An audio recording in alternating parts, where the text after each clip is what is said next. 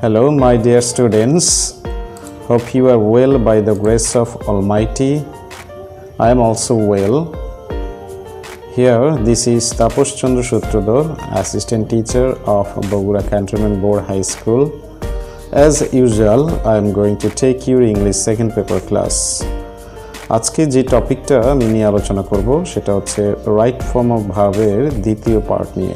ঠিক আছে, অর্থাৎ প্রথম পার্টে আমি বিগত ক্লাসে যে কয়টা রুলস বুঝিয়েছি সেই রুলসগুলো বাদ দিয়ে আমি অবশিষ্ট কিছু গুরুত্বপূর্ণ রুলস নিয়ে হাজির হয়েছি। Let's enjoy the class. Hopefully the class will be very interesting for all of you. Okay, first of all প্রথমে যে রুলসটা আমরা দেখতে যাচ্ছি সেটা হচ্ছে according to this here mention about the subject. If the subject is singular, then verb will be singular. Subject যদি singular থাকে তাহলে ভার্বটা সিঙ্গুলার হবে। যেমন এখানে সিঙ্গুলার সাবজেক্ট হি আছে, তাহলে হি এর সাথে আমরা জানি যে ভার্ব টু বি ভার্ব হিসেবে ইজ ব্যবহৃত হতে পারে প্রেজেন্ট টেন্সে, আর ওয়াজ হচ্ছে পাস্ট টেন্সে। তাহলে he is a serious student. Okay, Mosharraf dash in the river regularly, তাহলে এখানে সুইম আছে, যেহেতু Mosharraf third person singular, so there will be s or es with the verb. So এখানে সুইমস আছে, এখানে অ্যাস যোগ হবে, swims.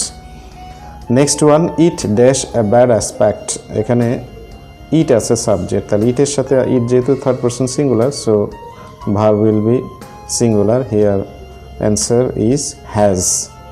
It has a bad aspect. Okay, next rule. Now come to the plural subjects. সাবজেক্টটা যদি plural হয় তাহলে ভার্বও কিন্তু প্লুরাল ফর্মই হবে। এখানে দেখো কিছু প্লুরাল সাবজেক্টের উদাহরণ দেওয়া আছে ব্র্যাকেটে, আর ভার্ব প্লুরাল ভার্বটাও দেওয়া আছে। এক্সাম্পলে চলে আসি, my parents dash very much friendly, এখানে to be verb am is are was আর, তাহলে মাই প্যারেন্টসের সাথে কি বসবে? আর, যেহেতু এটা plural subject, so verb will be plural. Ratul and Rafa usually dash in the field, এখানে রাতুল and রাফা যেহেতু দুইজন পারসন আছে এখানে, so the subject is plural. As the subject is plural, the verb will be plural form. So what is the correct answer? Yes, your answer is right. Play. The people of Bangladesh dash respect to the murderers, এখানে subject কোনটা বলো তো দেখি? Yes, ঠিক ধরেছ, এখানে subject হচ্ছে the people. এখানে পিপলটা যেহেতু subject, that's a plural subject, so answer will B show. So the full sentence is the people of Bangladesh show respect to the martyrs. Okay, next one. আমরা জানি যে সাবজেক্ট সাধারণত নাউন এবং pronoun হয়ে থাকে, কিন্তু এছাড়াও অ্যাডজেক্টিভ কখনো কখনো সাবজেক্ট হিসেবে ব্যবহৃত হয়। বাট হোয়েন, কখন? প্রশ্ন জাগতেই পারে। হ্যাঁ, যখন তোমরা আর্টিকেল দেখবা দা তারপরে অ্যাডজেক্টিভ, তখন এটা আমরা সাবজেক্ট হিসেবে গণ্য করব যদি শুরুতেই থাকে এবং তারপরে ভার্ব থাকে। বাট ইন্টারেস্টিং থিং ইজ যে এই সাবজেক্টটা কিন্তু অলওয়েজ প্লুরাল ফর্মেই থাকবে। ওকে, কেমন ধরনের সাবজেক্ট থাকতে পারে? যেমন the rich, the poor, the industrious, the ideal, the brave, etc. চলো এক্সাম্পল যাই। the brave dash always ready to fight, এখানে দেখো দ্য ব্রেভ আমি বলেছি অলওয়েজ প্লুরাল সাবজেক্ট, তাহলে প্লুরাল হলে এখানে বি ভার্বটা কি হবে? আর। গুড, আর হবে। ট্রাই ইউর সেলফ, একটা এক্সাম্পল দিয়েছি, দেখো তো পারো কিনা। এখানে বলেছে যে the rich not dash be verb আছে অলওয়েজ হ্যাপি, এখানে দ্য রিচটা, এই দ্য রিচটা কি কোন সাবজেক্ট বলো তো, সিঙ্গুলার না প্লুরাল? গুড, মনে রাখতে পেরেছ। দ্য রিচ এখানে হচ্ছে প্লুরাল সাবজেক্ট, তাহলে রিচের সাথে কি হবে? ইজ না are? Good, very good, are হবে। নেক্সট ওয়ান, যদি সাবজেক্ট হিসেবে everybody, everyone, somebody, someone, every, each, anything, nothing, no one, none, যে কোনো একটা যদি সাবজেক্ট হিসেবে থাকে তাহলে then the subject will be singular subject. Okay, so what will be the verb? Correct answer, the verb will be in singular form. যেহেতু subject singular, তো ভার্বটাও সিঙ্গুলার হবে। এক্সাম্পলে আসো, everyone dash present in the meeting yesterday. দেখো তো yesterday আছে এখানে, তাহলে আমরা জানি যে ইয়েস্টারডে থাকলে কি হবে, ইয়েস্টারডে থাকলে কি হবে, রাইট, ইয়েস্টারডে থাকলে পাস্ট টেন্স হবে। তাহলে is it was or is হবে, কোনটা হবে বলো তো? এটা কি ইজ হবে না ওয়াজ হবে, যে বি ভার্বটা? Exactly, your answer is right. Here given is was, because yesterday থাকার কারণে এটা পাস্ট টেন্স নির্দেশ করছে, আর এভরিওয়ান যেহেতু সিঙ্গুলার সেই কারণে ওয়াজ হয়েছে। বুঝতে পেরেছ? আমি আবারও বিষয়টা একটু বুঝিয়ে দিই। যদি উপরে বর্ণিত ওয়ার্ডগুলি যদি থাকে তাহলে সেগুলি সিঙ্গুলার সাবজেক্ট মিন করে, ঠিক আছে? যখন সিঙ্গুলার সাবজেক্ট থাকবে তাহলে ভার্বটা সিঙ্গুলার করতে হবে, দ্যাটস অল। নেক্সট ওয়ান, এবার দেখো রিলেটিভ প্রোনাউন। আমরা প্রোনাউন পড়েছি, প্রোনাউনের একটা প্রকারভেদের নাম হচ্ছে রিলেটিভ প্রোনাউন। যখন রিলেটিভ প্রোনাউন থাকবে, এখন বলতে পারো যে স্যার রিলেটিভ প্রোনাউন কোনগুলো? হ্যাঁ দেখো, আমি ব্রেকেটে কিছু রিলেটিভ প্রোনাউন দিয়ে দিয়েছি, who, which, that. Who, which, that এগুলো হচ্ছে রিলেটিভ প্রোনাউন। রিলেটিভ প্রোনাউনের আগে যদি নাউন বা প্রোনাউন থাকে, এই নাউন বা প্রোনাউন অনুসারে পরবর্তী ভার্বটা বসবে। যদি নাউন প্রোনাউনটা সিঙ্গুলার হয় তাহলে ভার্বটা সিঙ্গুলার হবে, নাউন প্রোনাউন প্লুরাল হলে ভার্ব উইল বি প্লুরাল। ওকে, এটাকে বলা হয় অ্যান্টিসিডেন্ট। কি বলে এটাকে? অ্যান্টিসিডেন্ট। এটা আমাদের জানার জন্য অবশ্যই মনে রাখতে হবে যে according to the antecedent the verb will be placed. Okay, দেখো এক্সাম্পলে লেখা আছে কি, it is I who dash your friend. এখানে হু হচ্ছে রিলেটিভ প্রোনাউন, এর আগে কি আছে বলো তো? ঠিক ধরেছ, সাবজেক্ট আই, এখানে আই আছে প্রোনাউন। তাহলে আমরা জানি যে রিলেটিভ প্রোনাউনের আগে যে নাউন বা প্রোনাউন থাকবে সেটা হবে যে এই ভার্বটার সাবজেক্ট। তাহলে আয়ের সাথে কি বসে, ইজ না অ্যাম? গুড, তাহলে ইট is I who am your friend, এই কারণে দেখো এখানে অ্যাম বসেছে, দেখতে পাচ্ছ? গুড। এবার একটা নিজে থেকে করো তো দেখি, try yourself. It is you who dash my friend. এবার একটু খেয়াল করে দেখেন, এখানে ইউ আছে, আগে তো আয়ের সাথে এম বসে, তবে ইউর সাথে কি বসবে, এম না are? Exactly, your answer is right, are হবে। তাহলে ফুল সেন্টেন্সটা বলি, it is you who are my friend. Next one, নিচে আরেকটা রুলস দেখতে পাচ্ছ যে দে, ইন্ট্রোডাক্টরি দেয়ার। যদি ইন্ট্রোডাক্টরি দেয়ার দিয়ে বাক্য শুরু হয় তাহলে ভার্বটা কিন্তু দেয়ার অনুসারে বসবে না। এই যে দেখতে পাচ্ছ এখানে নাউন বা প্রোনাউন, অর্থাৎ ভার্ব ব্ল্যাঙ্কের পরে যে নাউন প্রোনাউন থাকবে, it will be the subject. Okay, এটাকে সাবজেক্ট হিসেবে গণ্য করতে হবে। যেমন এক্সাম্পলে কি দিয়েছি, there dash many colleges in our district. আমাদের ডিস্ট্রিক্টে অনেক কলেজ রয়েছে। এবার দেখো তো এই বি ভার্বটা কি দেয়ার অনুসারে হবে না এই মেনি কলেজেস অনুসারে বসবে? গুড, এখানে কলেজেস হচ্ছে plural, so the verb will B plural, এই কারণে এখানে আর বসছে। বুঝতে পেরেছ? নেক্সট ওয়ান, খুবই সিম্পল একটা রুলস এখন নিয়ে আলোচনা করব, মনে রাখতে হবে। রাইট ফর্ম ভার্বটা হচ্ছে বুঝে বুঝে পড়ে মনে রাখার বিষয়, ঠিক আছে? যত বেশি মনে রাখতে পারবে তত এই চ্যাপ্টারটা ভালো পারবে। যেমন হ্যাভ, হ্যাজ, হ্যাড, হ্যাভিং, এর যে কোনো একটা ভার্বের পর যদি তোমার ব্ল্যাঙ্ক থাকে তাহলে সেই ভার্বটা অবশ্যই পাস্ট পার্টিসিপল করতে হবে, দ্যাট মিন্স B3 করতে হবে, ঠিক আছে? যেমন এখানে আমি এক্সাম্পল যদি বলি, having dash the work I went to meet you. এখানে হ্যাভিং আছে, হ্যাভিংয়ের পরে ফিনিশ আছে, তাহলে ফিনিশ যদি থাকে আমরা কি করব? ফিনিশ থাকলে অবশ্যই এটাকে কী করতে, পাস্ট পার্টিসিপল করে ফেলতে হবে। সেই কারণে এখানে কি বসবে, ফিনিশড। বুঝতে পেরেছ? ফিনিশড, বিকজ এখানে হ্যাভিং আছে। Next one, we have already dash the place. এখানে হ্যাভ আছে, তাহলে ভিজিটেড হবে past participle.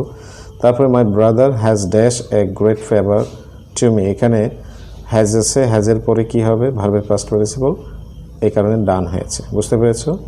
Next one, do, does, did, এরপরে সবসময় ভার্বের প্রেজেন্ট ফর্ম বসে, বেস ফর্ম বসবে, ঠিক আছে?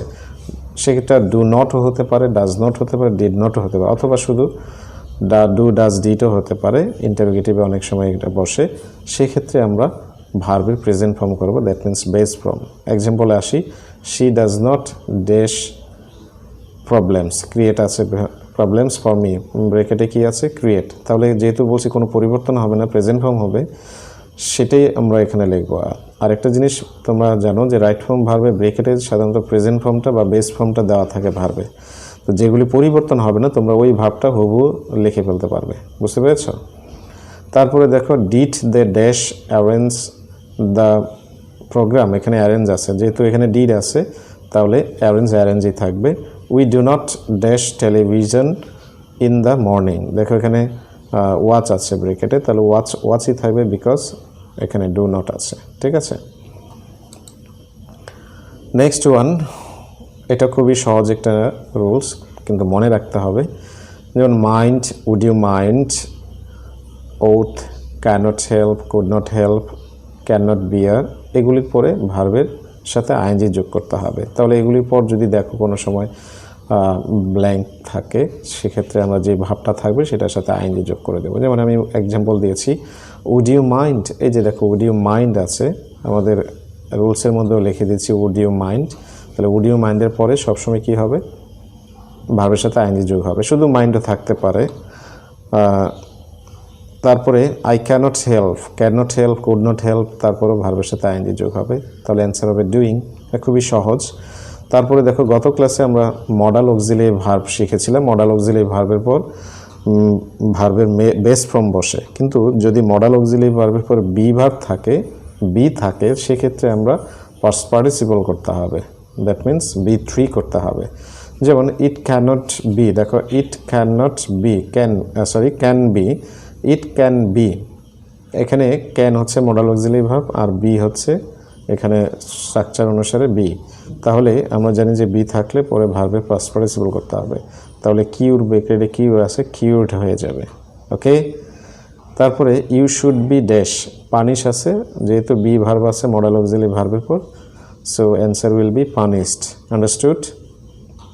নেক্সট ওয়ান দেখো প্রিপোজিশনস, আমরা কি কি জানি প্রিপোজিশন কোনগুলো, of, from, for, by, without, তারপরে হচ্ছে at, in, after, with, into ইত্যাদি অনেক প্রিপোজিশনই আছে।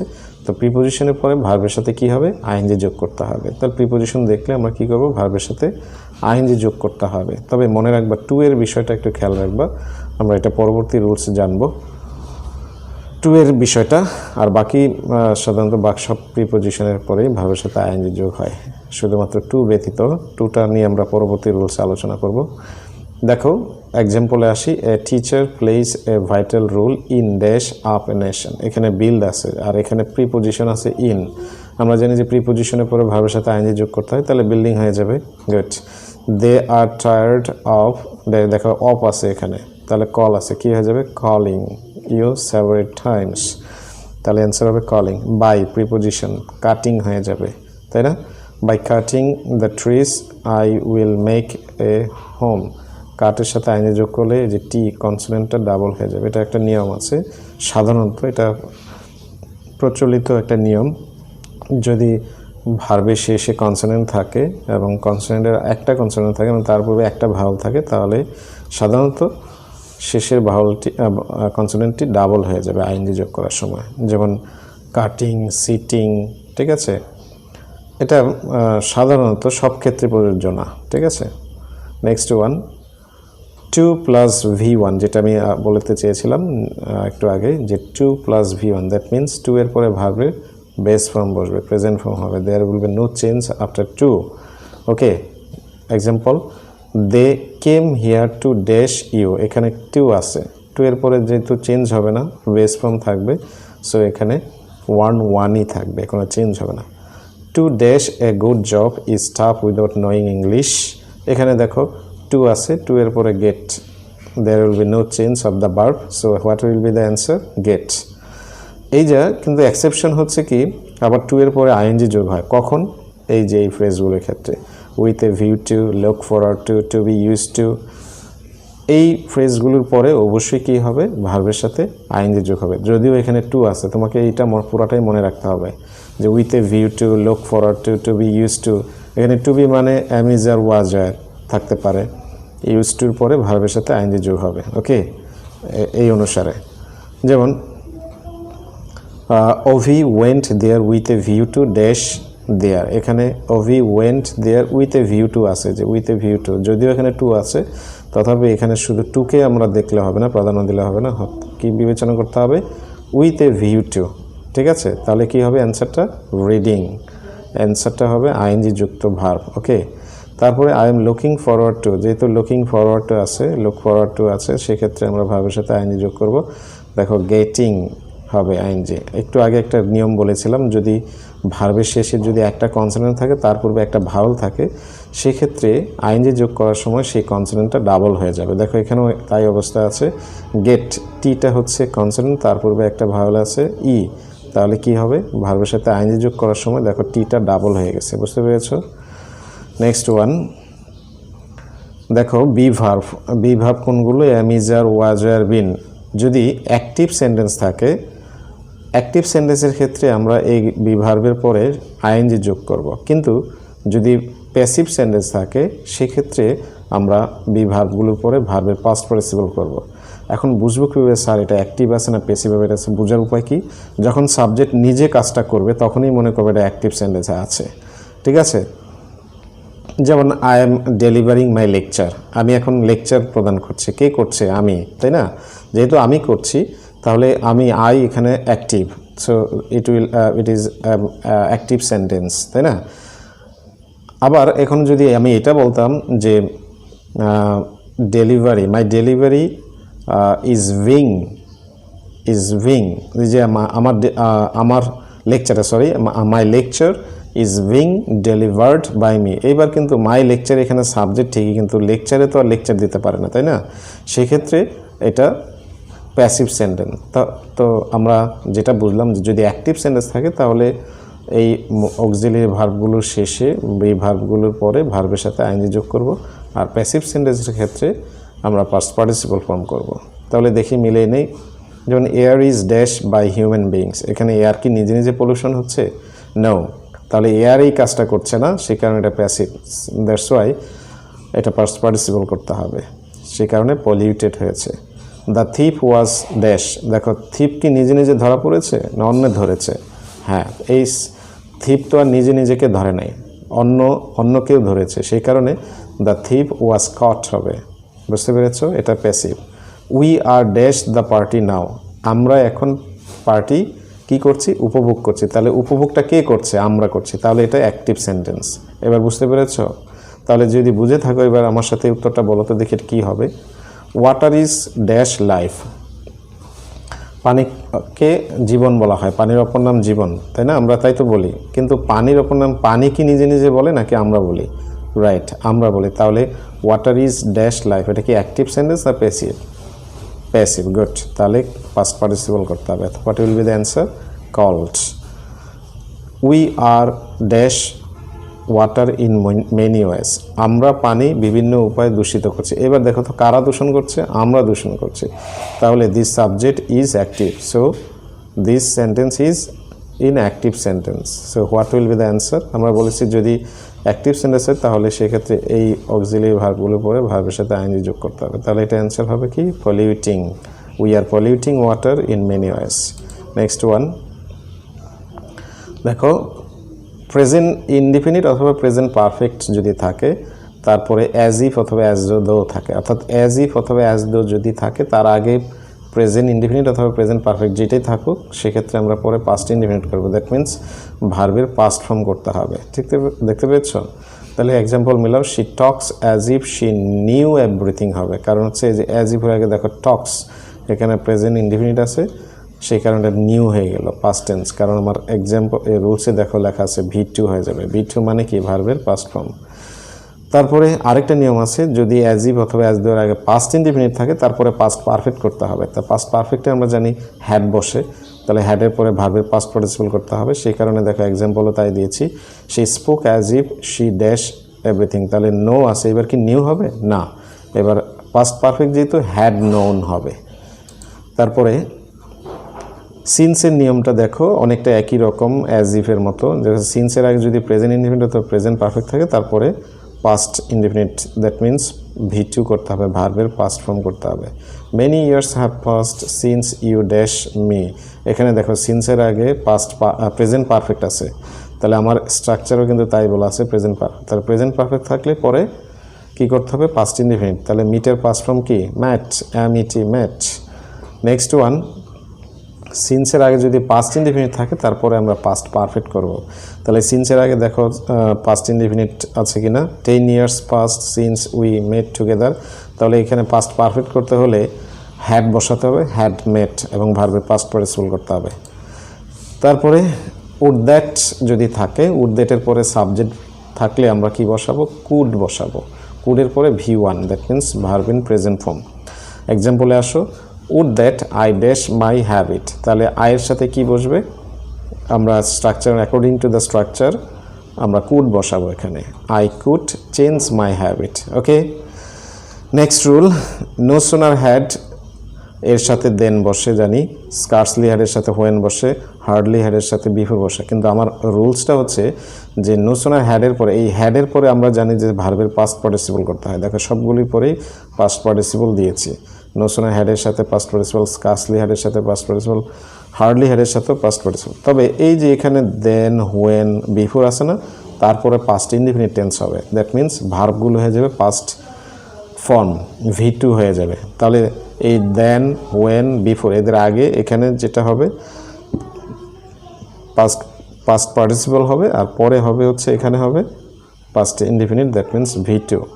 Example, no sooner had we, দেখো এখানে নো সোনার হ্যাড আছে, এই হ্যাডের থাকার কারণে এই রিচটা কী হয়ে যাবে, রিচড, রিচড হয়ে যাবে।